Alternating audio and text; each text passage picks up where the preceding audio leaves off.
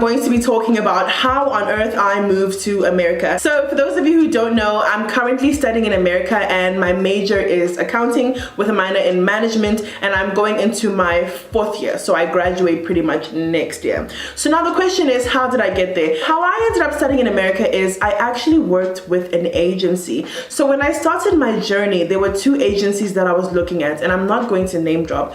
However, one of the agencies, something that I didn't like about them is that they were kind of discouraging. They sort of gave this feel of like, you know, you're not gonna make it, you can't do it, it's so difficult to get in, basically making me feel like I have to be Albert Einstein for me to study in America. And just to talk about my grades were like between 70s, 80s. I had a 190 for business studies. That's my final matric report. But yeah, those are my marks. In grade 11, my marks were between like basically 70s and 80s. So my marks were not extraordinarily high, but I would say they were definitely good. I don't know if that's average. That's pretty average. But anyway, so one agency made me feel like nothing was possible, but the other agency, the one that I did eventually work with, just made me feel like there's just hope and that if I try, it's possible, and voila, here I am.